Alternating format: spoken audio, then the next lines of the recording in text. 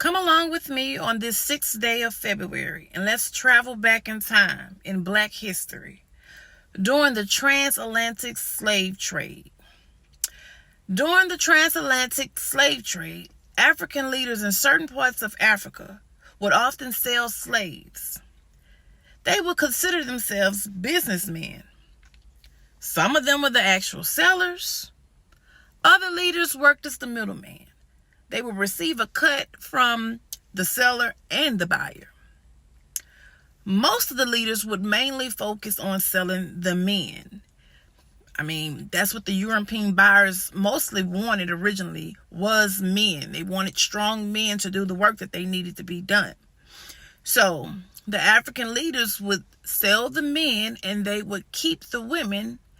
And sometimes they would force the women into marriage.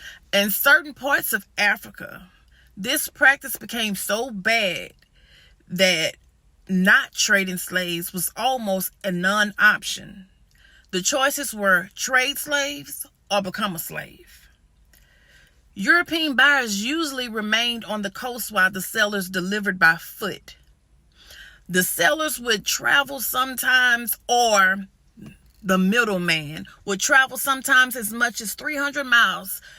Two captives were typically chained together by ankle, and columns of captives were tied together by ropes around their necks.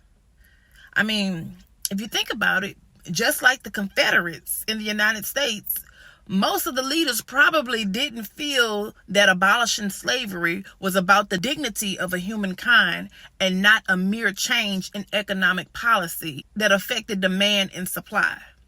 That's your fact for History Today